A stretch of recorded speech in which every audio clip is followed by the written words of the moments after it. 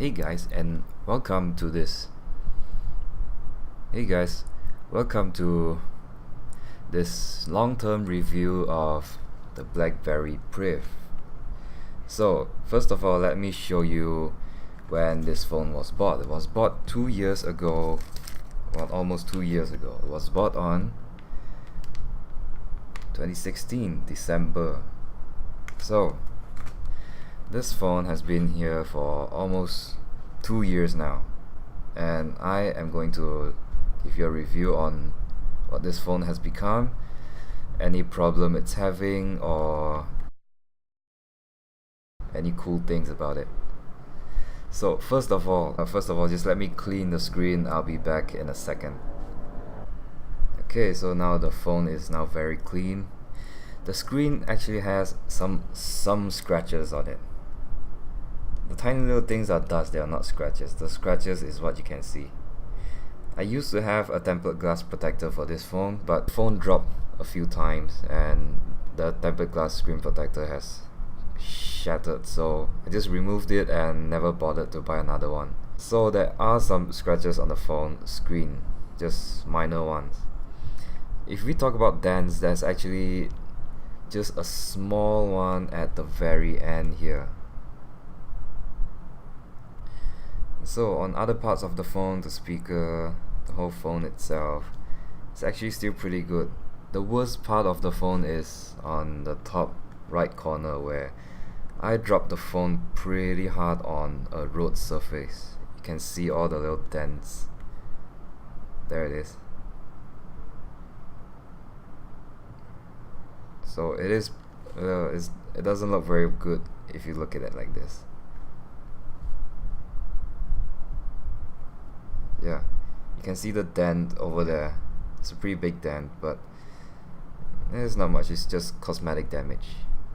You can still use the phone. And now, if you can see, the controllers are chrome. They're actually chrome and they scratch very easily. So these controllers are all very scratched up. And now moving on into the phone itself and the sliding keyboard, which is the party piece of this phone. Actually, the only reason I wanted this phone instead of a OnePlus 3T is because you can do this. You can't do this on any other modern phones. And it has starting to let me down with a little bit of problem, which is the volume control. It pops out randomly. I'm not sure if it's the volume control buttons are not slightly broken or something, but it keeps on coming up until you either control it somewhere, you either press it, it will go away, or sometimes it will just go away by itself, and it had just went away by itself just now. So that's a problem that just started like 2 weeks ago. Now I'm not too concerned about it because it's not a big problem yet, so let's hope that doesn't escalate into a very big problem. Now moving on to the back side of the phone, actually I have a cover for the phone. It's right here. And this is the only cover I bought because you cannot find any accessories for this phone in any random shops. They do not sell this phone's accessories, so you have to buy them online and they will ship one to you. So this is the only transparent hard case I've bought, and it also is very scratched up. It's been resprayed like 3 times at least. And if you wonder what's this tape doing here, it's because the camera itself is way too protruding and the cover doesn't cover the camera enough, so I have to use some tape to elevate the cover a little bit just so that it can support the camera and doesn't hold it flat. I've taken care of the camera lens very well. It doesn't have a single scratch on it. There's no scratches. Those are just dust. So let's move on to the phone itself. And first off, we start with the battery life. And see, that's the problem again. So you just have to do this and it'll go away. So the battery life, I can use it for a day if I do not play any games and just use it as a normal browsing Facebooks, Snapchats, and using messages. It can work for a day if you use it carefully. Day as in 9 a.m. up to 8 p.m. when you have to get home and charge the phone. So as you can see, this is now 10 p.m. I've charged this phone in the afternoon because I've been using it pretty extensively today. So that's the battery life for the phone. It can actually work if you use it carefully. Just don't play games too much. It'll last you a day. Otherwise, you have to bring a power bank and charge it. So the next thing is the performance of this phone. So this phone actually has a Snapdragon 808 and 3 gigs of RAM.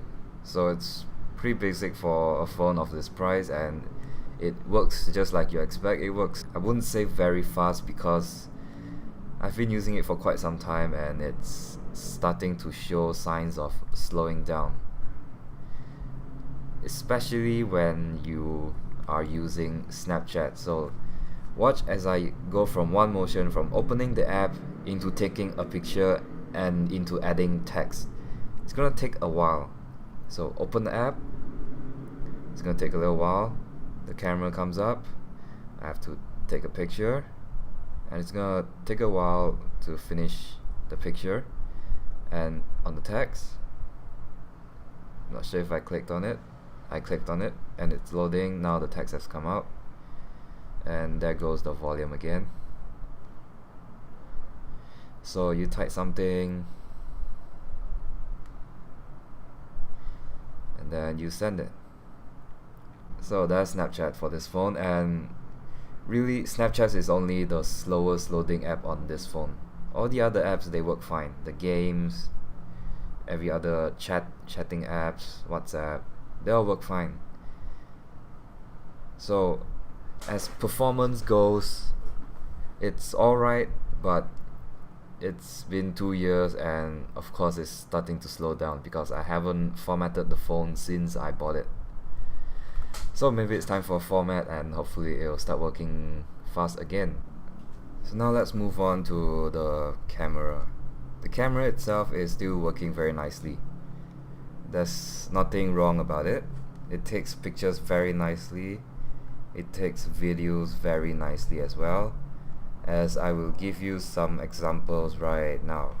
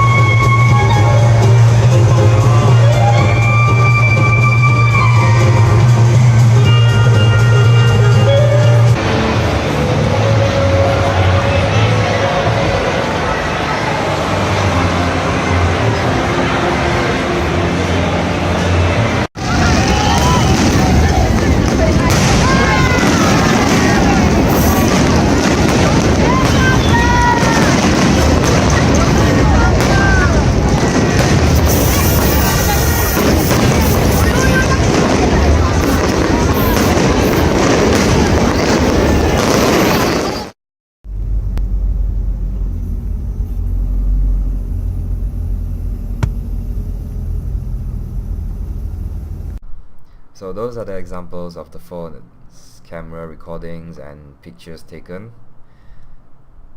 So you can tell the phone's camera is working very nicely. So now let's move on to the party piece of the phone, the physical keyboard. So the physical keyboard, if you borrow your friends to try it out, the first thing they're gonna say is it's very small. You can't type very easily because look, the buttons are not big. But if you're me and if you got used to it, you'll know you can use your thumb and you'll know where the buttons are. You can just type it. So like that.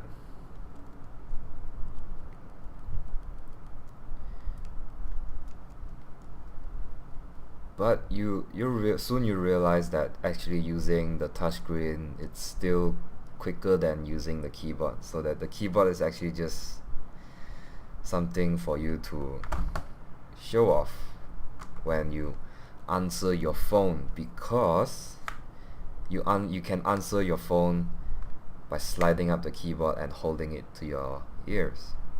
This is something that has not been seen since the age of the sliding phones, which is why this BlackBerry has sort of brought back the joy of sliding up your phone to answer calls.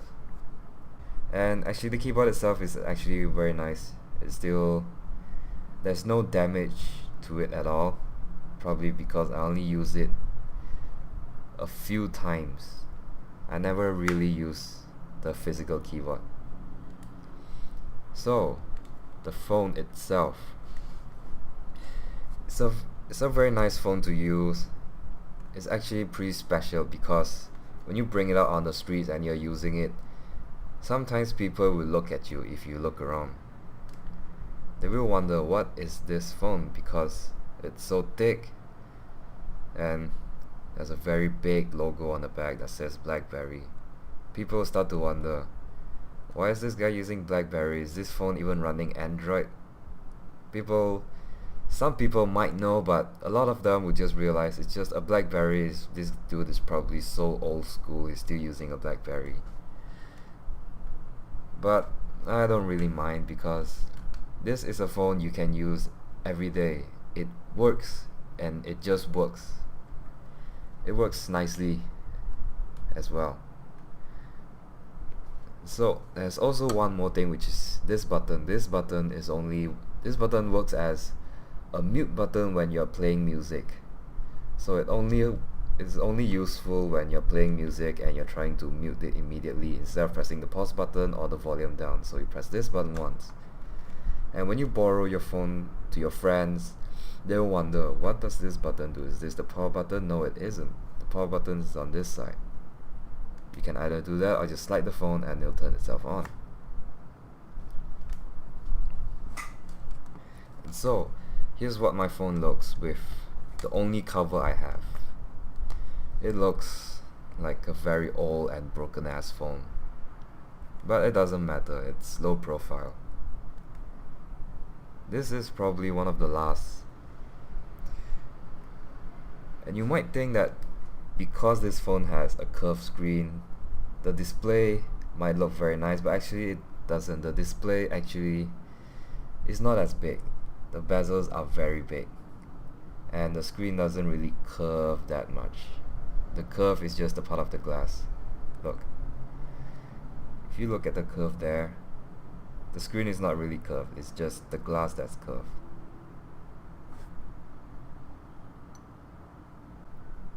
And also, while we're in Spotify, let me give you a test of what the speaker sounds like. So this is the phone speaker at about 80% volume. Here it is. And the microphone is over here. So I'm just gonna put the phone closer to the speaker and let you listen to it.